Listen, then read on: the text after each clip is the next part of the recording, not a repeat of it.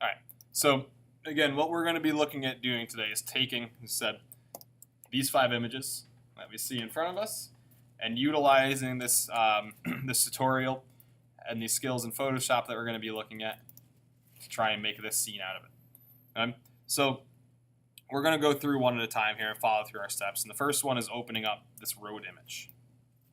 Right, so we're going to take it, drag it right into Photoshop. First thing that we want to do is make a duplicate layer. Okay? Remember, again, there's literally like 10 different ways to do this. I can go to Layer and Duplicate Layer. I can come into my layers and hit Duplicate Layer. I can Control-click on my layer and many other ways, right? So we'll duplicate it. That's fine. The first piece we're going to look at is trying to warm up that atmosphere, because that's going to help determine the colors for everything else we do. And what I mean by that is we want to get this nice kind of warm tones into the sky here. All right? So we're going to go ahead and start with making a selection. We can set our colors first. It doesn't make a difference really what order we do it in. So we're going to come in. I'll set our fill color to maybe a medium to dark orange tone. Go something like that. Maybe even a touch darker, something like that. And our background, like a medium to dark yellowish tone. Something like that. Now, to kind of give you this now, if you're doing this, when you go to this step, if you notice that your sky gets really green, it means your yellow is too bright. So you have to go back and tone down that yellow a little bit darker. Because this first step, as I said, is going to be critical to the color for the rest of this piece. If it gets a little bit green, it's not a big deal. If you get a lot of green, you've got too much yellow mixing in with that blue. All right? So what we're going to do first is start with the selection here. Okay? And I told you guys when we were looking through our selection tools, the polygonal, the polygonal lasso tool, when you have the right use for it, is like the best tool ever, but it's limited use. This is an example where it's like the best tool ever. Because what I want is a selection from the road up. Okay? It's straight lines. So rather than trying to get in there and fine-tune this selection and get all fancy, I'm literally going to come right to the side of my road, click once, come to this midpoint, click to drop that line, come over here, click to drop that line, follow it to the edge, click, and then I'm just coming right around the outside until I close it to make that selection of the top area. All right? So what this is going to do is only allow me to work in this area now. Once we have that selection, we're going to use a filter effect here. And what we're going to do is render clouds, except we're not going to render normal clouds. We're going to render orange and yellow clouds. All right? So I come up to Filter. I go down to Render and go to Clouds. And it does exactly that. Renders clouds for you. All right? One of the many things Photoshop can do. So from here, what we want to do is actually create a layer mask over here. And we've created layer masks, so not directly doing it. We've worked already with looking at making adjustment layers that's creating a layer mask. We've looked at actually using adjustments and painting into a layer mask. But you can actually tell anything to become a layer mask. So right over here, this little thing that looks like a camera, that turns it into a layer mask. Right? And what that allows it to do now when I click that is it tells it anything that I do, remember just if you looked at last time, only work in that white. Only work in that top section, right? So it locks my bottom out. It keeps that safe from anything else that I do. Now, what we're going to look at next is going into a blending mode with this. All right? I talked briefly about blending modes, but the only thing I told you so far was when something's not working, that's what's wrong is your blending modes. Okay? Blending modes are everywhere in Photoshop. And when you start to use them, they're like the coolest tool ever. But it needs to be in the right, or you need to be using it in the right way. On a layer, you have all different blending modes, which come right here. Right? But as we looked at, even with other tools, right? When I go into like my brush tools or my clone tools, you have that mode up here. That's still a blending mode, and that allows you to make all these tools react in different ways. Okay? It does the same thing to layers and how they fall on top of each other. So we're going to go ahead into here. We're going to drop down from these blending modes, and we're going to take this top layer. And what we want to do is go into a linear burn. And it's going to take those tones and burn that into the sky behind it. All right? So it's blending those two together for us. This did get a little bit green. Okay? I'm going to go with that. It'll be okay. It's not too far. Anything greener than that is too green. That's really even pushing it a little bit, but for the sake of time today, we're going to go with that as it is there. But really, I could have toned down my yellow, or my yellows a little bit more in there. And it's a good idea as well while you're working to name your layers, just so you know what everything is. So I'm going to call that sky. Okay? So now we learn another really cool trick. All right? We're going to learn how to match colors between different documents in Photoshop. And this is something that's going to be incredibly useful when we go into our next projects. So we're going to come back down here, and we want to go to the big snail and bring him into Photoshop. Okay? First thing we're going to do is make a selection of the snail. And the quick selection tool should do it for me. Okay? So I'm going to go ahead and make that selection first. And remember, if I mess up like I just did in a little spot there, I can always go back. I'm not going to worry about that little leg type thing. I think that's what it is. I don't really know what that's called on a scale, but whatever that thing is coming off the back of them, I don't need it. I'm not going to worry about it as long as I have a clean selection around it. So now I'm just coming in to clean up little areas like right here.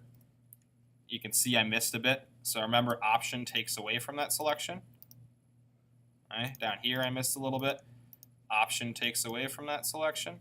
Down here I need to add a little bit. Shift adds. Again, Option takes away. And that's looking pretty decent. All right, now here's a really cool thing we haven't learned yet as well, and this isn't on the sheet. We're going to be looking at this more in our next project today as well. But this is taking selections to the next level. Okay, we can refine those. We can make sure they're really good. But there's a way better way to do this as well. If you have this whole select menu here, you have an option here of what's called refining your edges in Photoshop. And this is how you really make a selection great. Okay? So once I hit refine edges, what it's going to do is allow me to, one, see it on like a white background, on a black background, on any type of thing I want to really differentiate and see where it is. White actually works just fine for me here. Okay? And then I can come down here and do things like smoothen my edge, adjust it, feather it, shift my edge, let it find contrast lines for me.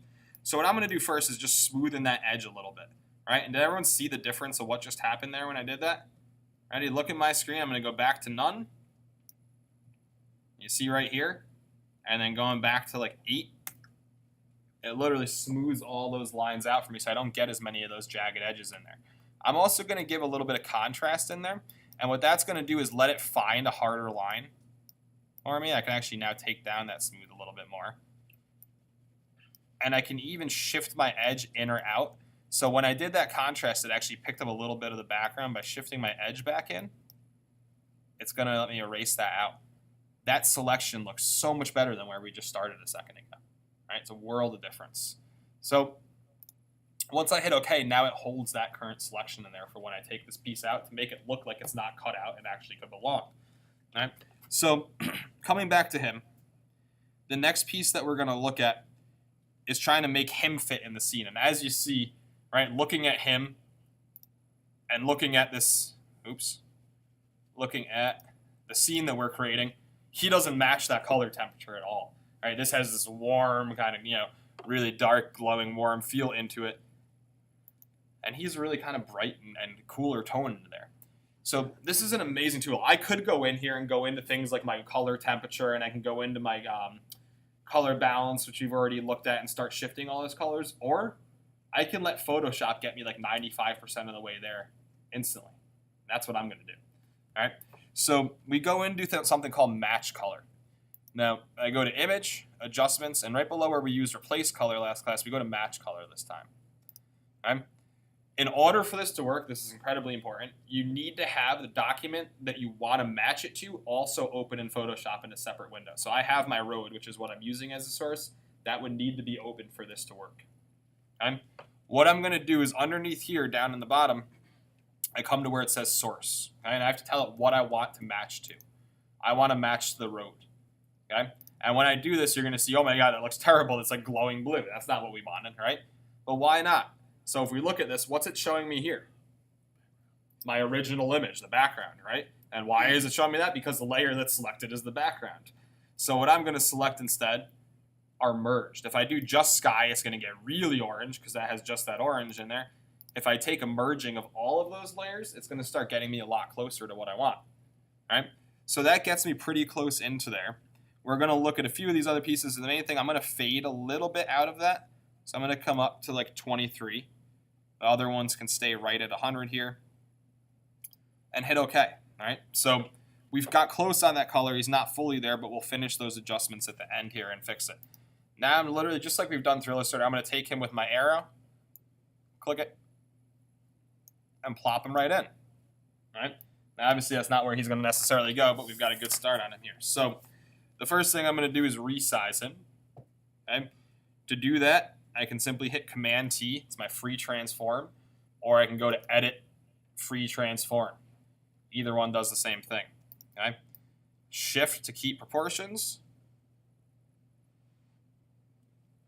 And he's going to end up somewhere right around here in the final piece. That should be pretty good. I hit OK, hit enter, he's done. He's in there, right? We need to fix his color a little bit more, okay? So again, I can go in manually and do all this stuff. I'm gonna actually let Photoshop get me pretty close there. So I'm gonna go ahead and come into here and just do a couple quick auto adjustments. First thing I'm gonna do in auto levels.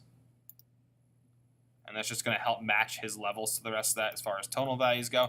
I'm gonna also do an auto color, which is gonna help match him a little bit more into that scene.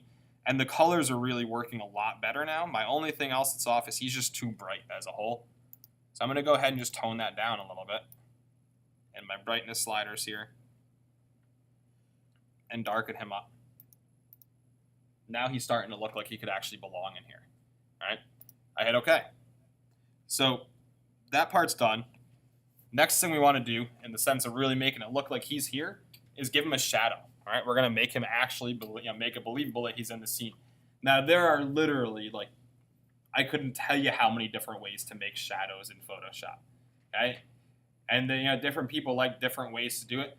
I personally like doing freehand shadows because it gives you control, you can keep them consistent, and you can generally get exactly what you want.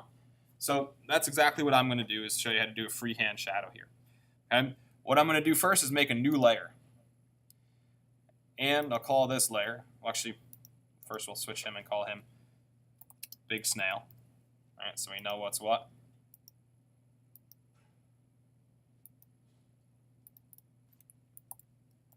And it's going to be called Shadow. With this new layer, I'm going to use my lasso tool. All right, so this allows me to make a freehand selection. And what I want to do is draw out what I think his shadow would essentially look like. Now, he's being lit more down from this side.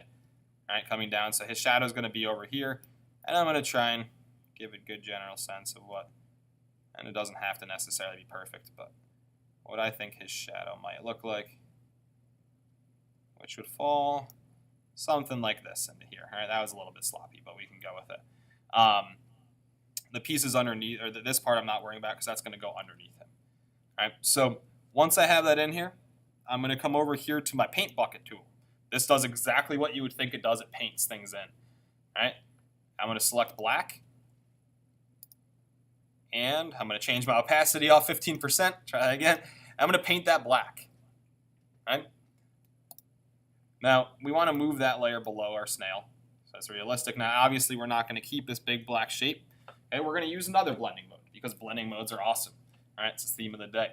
So I'm going to look at a different type of blending mode here, and we're going to look at what's called an overlay. Depending on what kind of surface you're working on, different blending modes could work differently when it comes to making a shadow or bringing things through.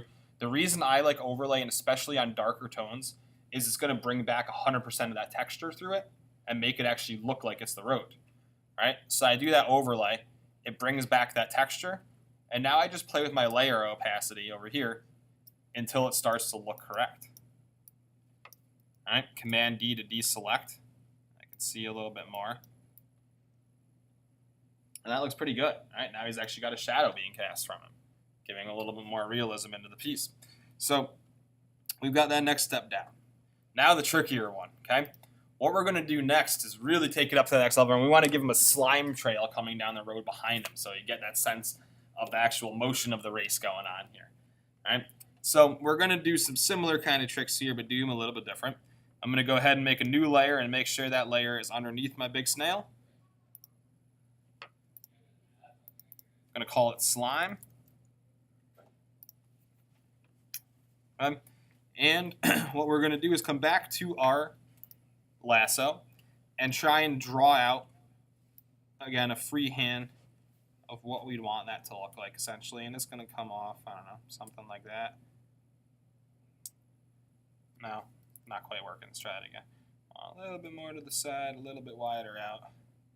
And we'll go with something like that. Okay, that should work pretty well. Now, I want my default colors, so I'm going to go ahead and hit D. Just like we looked at last time we were working with brushes. Brings up black and white for me right away. Okay, and we're going to render clouds again.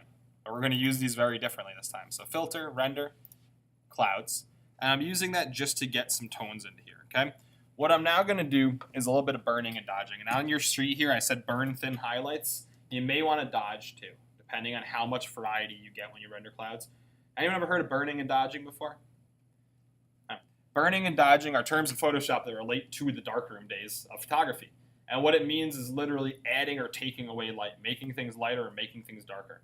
Okay? In the sense of a darkroom, what you literally did when you needed to make something darker in a print, you literally would burn it. You would let more light come through to hit those areas and paint it in darker. You usually cut a hole in a piece of mat board and expose that light through and kind of paint it in to make those areas darker. That's burning. And it's the same general idea with what you do here. And when you wanted to get something lighter, you dodged it, meaning, again, as the light was hitting photosensitive paper, you would block that light in certain areas, let it not hit it as long, and that made them lighter. All right, so that's essentially what we're doing with these tools. They're down here in Photoshop. You got burn, dodge. Don't worry about the sponge. We won't be getting quite to that. All right. So what I'm going to do to start is I want to dodge, and I want to get some more bright tones in here. So I can work within my midtones, my shadows, my highlights. I'm going to work in my midtones. I'll keep the exposure at 50%, meaning it's not going to be too dramatic until I click more than once. Each time I click, it gets a little lighter. And there's not a real method of madness to this. I just want a variety of tone in here. I want some really light lights. I want some really dark darks and some gray tones in between. All right, so I've got that. I'm going to come back to my burn, and I'm going to do the same thing and just try and get a couple darker blacks in there.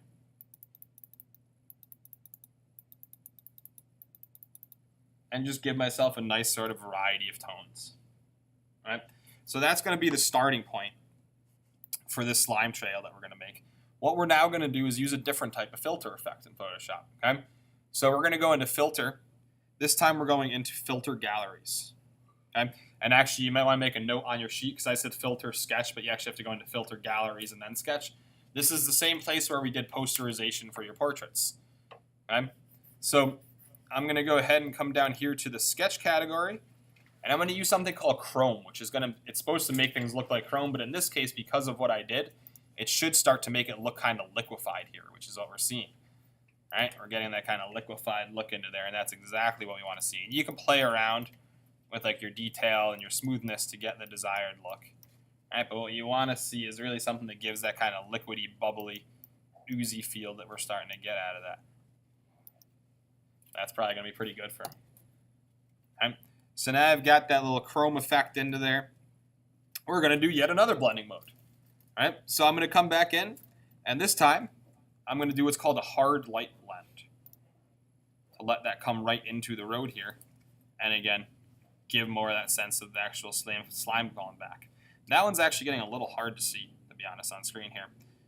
So we may try something different. What that actually means is I just didn't have enough range in tones. Soft light's not going to quite do for me either.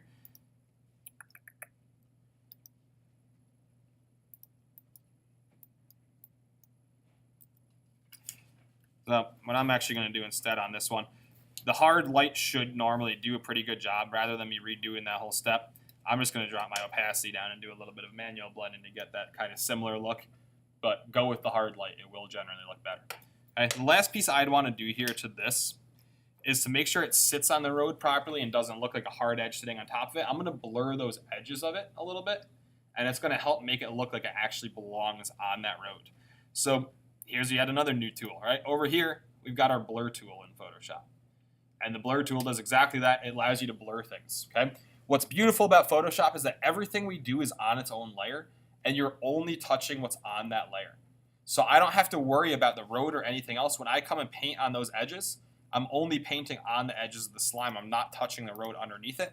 So I'm just going to shrink that brush down, and literally start clicking and painting, not painting, but using my brush here and blurring the sides of that to let it sit a little bit cleaner on that road in the sense of the slime.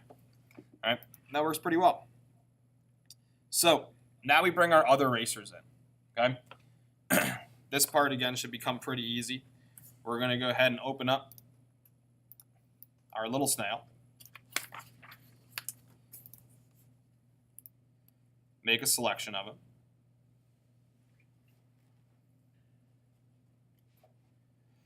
I know I'm not going to get it perfect the first time. I'm just going to get it and go back and refine here instead. All right, option takes away.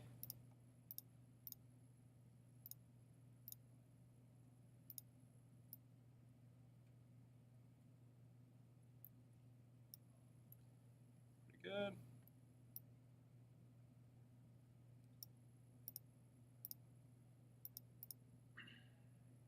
Messed up.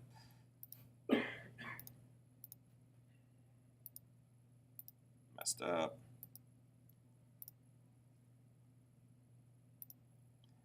Remember, whenever I'm taking away, I'm using option. When I'm adding, I'm holding shift. So we're just cleaning that up a little bit. Working pretty well. Missed that piece right there. All right, filter. I'm sorry, select, refine those edges quickly to take a look. All right, you can see, wow, that was actually pretty sloppy. I thought I did good. No worry. Smooth those edges a little bit. Bring that contrast in a little bit. Shift my edge just a tiny bit. What a world of difference. All right, nice clean selection. Hit OK. All right, same steps we did on the last one for everything else. So literally we're following right through to those next steps here. Repeat the color matching image, adjustments, match color. Source is going to be the road. We're going to take those two. We're going to merge them. Well, technically all of them now. All right, we're going to fade a little bit into that. Looks good. We're going to bring them in. Okay, I'll worry about my resizing in just a moment. I'm going to do those same other steps I did. I'm going to do an auto color. I'm going to do an auto levels. And I'm going to tone them down just a little bit. So all those same exact steps we did to the first guy. He doesn't need to go quite as much down.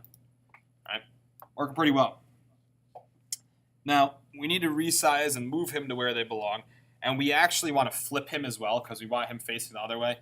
You can add that to step 7 because I think I forgot to put that flipping part in there.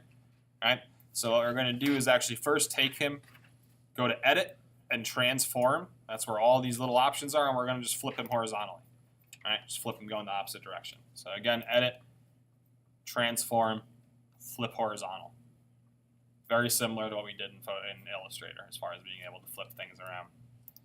So I can take him, move him around. Who remembers how I get to resize him? Command T. All right? Command T is your best friend in Photoshop because it does like everything. It's free transform, meaning you can resize, you can move, you can rotate, you can distort, you can do almost anything in it. Free transform, grab a corner, hold shift. Okay? This is our second place racer. He's going to be over here. And we want to make sure he's behind that snail a little bit. Bring him over just a little bit. Right about here. Perfect. Maybe even just a touch smaller, actually.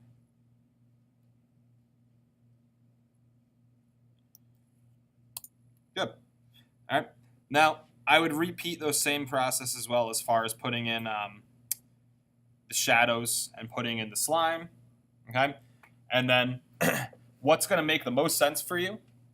Okay? And you may want to make a note to remind yourself to do this. You can go either way, but what I would do personally, because you're making a third racer that's exactly the same as the second one, just smaller, make your slime, make your shadow, copy all of that, and just resize it all together. There's no need to make twice as much work for yourself. What I'm going to do for the sake of time today is I'm going to actually just cheat and use my already existing slime and shadow and just kind of alter that a little bit. So I'm going to take that right here. Option still does the same thing as it did in Illustrator. It allows me to copy, so click and drag that out to make a second version. Oops, I did it again. All right, free transform that version, and I'm going to try and give a funky little distort, rotate it a little bit. And look at that. I was able to kind of make it work for him here, right? Maybe Even just transform a little bit more. That works pretty well for a shadow, and it already has all the same effects. So I don't even need to bother worrying about any of that. All right. Next piece that I'd look at doing here, I'm going to bring these guys together with my layers just so I don't get myself too messed up here. Bring my other shadow back up. Keep my second racer here. I don't want them to get mixed up together. So I'm going to do the same thing to the slime. Okay. And take that. And actually, this is another very good thing to know. I have two options in Photoshop because I'm always working on the layer that's selected. I can come over and change my layer and say slime, and now I can grab that. Or at any point, if you hold Command and click on an object, watch my layers, it jumps you to that object, to that layer, I should say, by holding Command, right? So I click Command over here, Option to copy it, free transform. Again, we're going to reshape and distort this one a little bit. It'll end up going below him, so it's not going to look quite so funny. I'm going to try and make that work for him. Worked pretty good. Okay, going to bring it down below my racer. Now, again, to make my life a whole lot easier, check this out. I hold Shift and select all three of these layers, my slime, my racer, his shadow. Copy. I got all of them together. Free transform while they're still all selected. Shrink them all together, move them all together. What do you know? There's my third racer. All right, nice and quick and easy to get them in there. So hard part's done. All right, got a couple other little pieces in there. We've got our sign and we've got our finish line. So we bring our sign image in. Okay, same general starting process. Bring it into Photoshop. Quick selection. Make sure you get all the little letters in there too. Don't miss those. Image. Adjustments. Match color, road, merged, fade a little bit, good, bring it in. I'm not going to worry about those other steps right now to this because this is going to get really small and minimal to where you're not going to see those minor color changes. I'm shrinking that down quite a bit. What this is actually going to become is it's going to hide this little mailbox over here and become our little road racing sign that goes with the scene, right? Except I think I want that the other way. Better. All right, now, what I want to do to this, though, there's two different pieces we're going to do. One, that doesn't fit right now. It sticks out like a sore thumb. We want it to match that atmosphere that we created. So I'm going to take this layer and literally bring it all the way down below that sky blending mode I did so that it takes in that same tone, right? Letting that layer fall right on top of it with that same filter. The last piece I'm going to do, if you notice, everything has what's called like a shallow depth of field to that background, meaning that the background blurs out a little bit. So we're going to give a similar feel to this, and we're going to blur it just a little bit. So I'm going to go into Filter, Blur, and use what's called a Gaussian blur here. And I'm literally just going to do a very, very minimal amount to this to like 0.3. And it's just going to soften that image up a little bit, give that little blur so it sits into that background a little bit nicer. Okay? We're almost there. Now I just got my road sign, or not my road sign, my finish line. Right? The good news is the finish line's black and white. I don't have to worry about matching colors or anything else because black and white is black and white, and it's going to blend right into that road. All right? So I'm going to take it, plop it right in. Okay? And I've got it right where I want it, which is below everything else, down into here. But we need to get into some funky kind of transformations here. Okay? And these are also going to be incredibly useful tools that we're going to look at. So what I want to do is give the illusion that this is actually falling back with the road. And there's a few different ways that I can do this. Okay? But I'm going to go to Edit and Transform. And I want to show you both of these, or a few of these different pieces, because I have Skew, I've got Perspective, I've got Distort. I put down Skew, but to be honest, the Perspective may actually work better, so we might switch that. All right? Because when I skew this, what I can do is start to give some angles into here, and I can grab a corner and say, okay, I can skew that part back. All right? And I can grab this corner and say, skew that part back. And that's going to start to give me that option in there. If I grab the middle, just so you can see, I can skew the whole piece to one side or another. But this becomes a handy tool when you start working with manipulating shapes. That actually is going to probably work pretty good. Because what I'm then going to end up doing is a free transform, shrinking it down, extending it out a bit.